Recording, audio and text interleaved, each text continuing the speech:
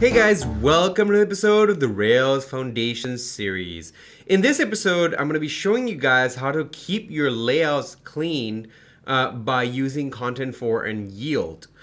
So what am I talking about over here? Well, if we take a look at the publish button, and we also have the unpublished button based on what status the post is in. This button changes based on the context of the post. So basically what we want is so that this button is not inside of the container over here. So if I do inspect over here, you'll see that it is inside of the main container here. What I ideally want is this to kind of like be a subnav, or like what I call an action bar, and it's separate from the actual content, the main content area.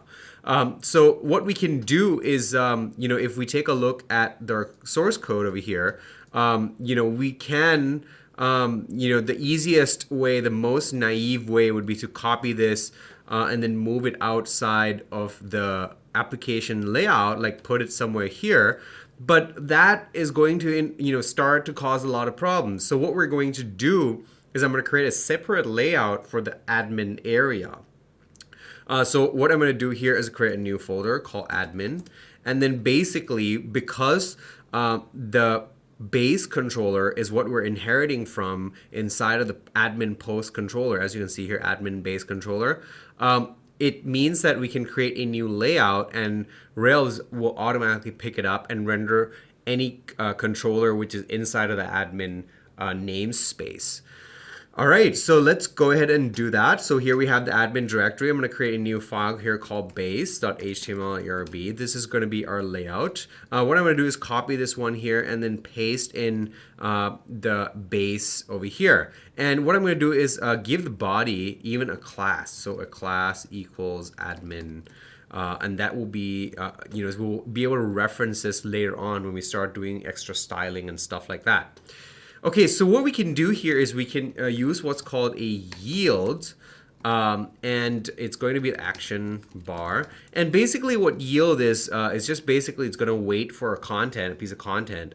And so what we can do now, what this enables us to do is in the edit here, we can create a block with content for action bar do. And then basically this content here is going to be rendered out into the action bar area. And because we put the action bar outside of the container, it's going to span the page. And let me show you exactly what that means. So I'm going to go over into the draft over here. This looks okay. And so what I'm going to do here is I'm just going to basically reload the page, and then you'll see it in effect. So there we go. You can see here that the publish button has now come over here. If you take a look at this bar, we can then see over here action bar. It has its own class and it's outside of our little bar over here. It's outside of the div. So what I'm going to do is give it a container. Actually, yeah, container fluid. There we go. And then what I'm going to do here is give this div class row just to make sure that the spacing and everything is correct.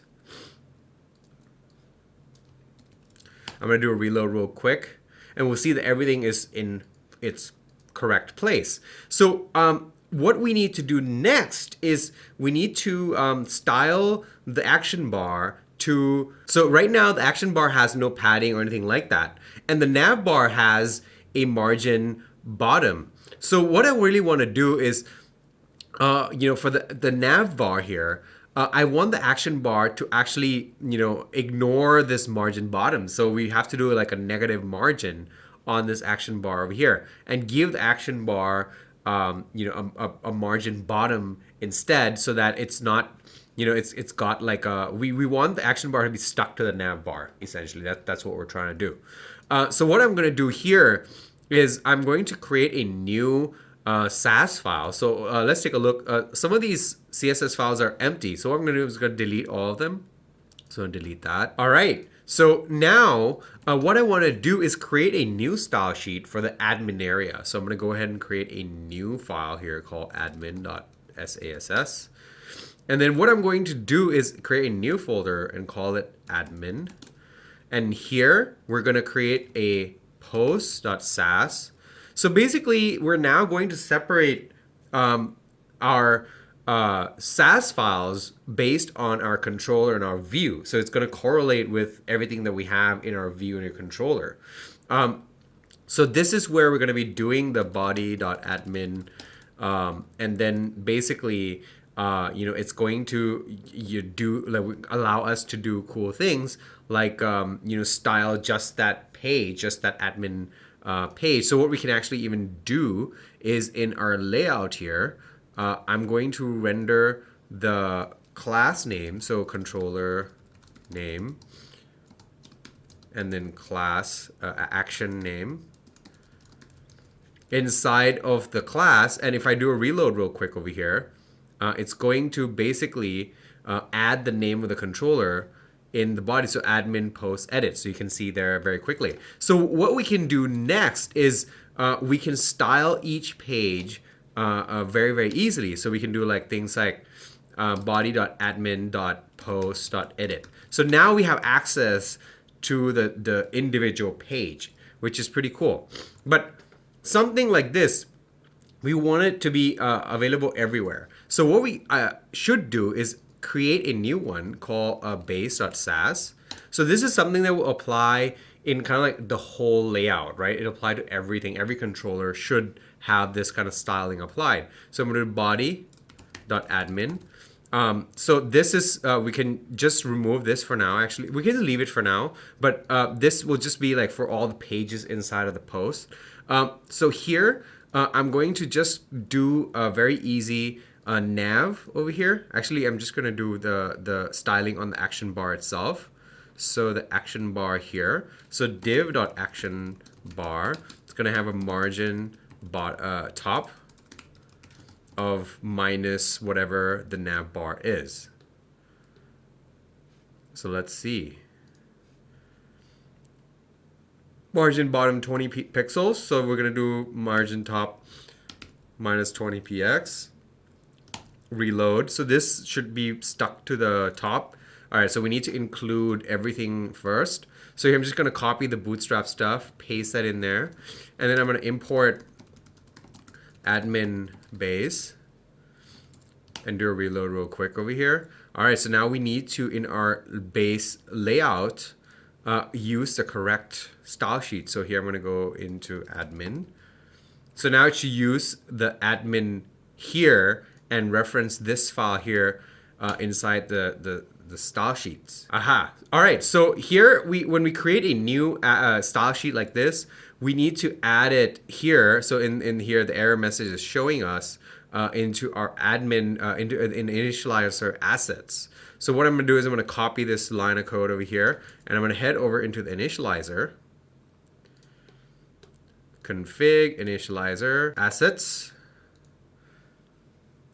So this line here, all we have to do is uncomment this, paste, so we can paste it in as well. So this will work just fine. So what I'm going to do is anytime we change initializer, we need to close the server, start it up again, and then it'll work just fine. So now I'm going to do a reload real quick. All right, and there we go. So that worked. So now it's stuck to the top. The margin bottom minus 20, the margin top minus 20 pixels worked just fine. So what we want to do is add padding top inside, and I'll show you in a second why we're doing that. So I'm going to head over into the style sheet over here, and in the post, in the base, so the action bar, we're going to add padding top, let's say 10 pixels, padding bottom 10 pixels, and then we're going to do border bottom 1 pixel solid E, 3 E's. And then we're going to do a reload, and we'll see it now actually look like an action bar. So you see there, it's an action bar. It's a bar where we can add all kinds of stuff. And later, when we go into the post page over here, we're gonna even be able to add an action bar here that allows us to have like filters for the different states. So that's what we're gonna be doing in the next episode. Is we're gonna create a filter that will be inside of the action bar. In action bar, we can put the new post button as well. So action bar can be useful for a lot of things. And now that we have it set up and it's all clean, it's got its own little CSS going. This kind of like sets the foundation for building separate UIs. So like for example, in a Rails app, you may have the main public area. You want that CSS file to be separate, and in the admin area, you want to customize that and be able to do that and have that all separate. So this whole setup allows you to do just that. All right, guys, hope you guys found that useful. Like, share, and subscribe. Become a member on our site, and I'll see you guys in the next episode.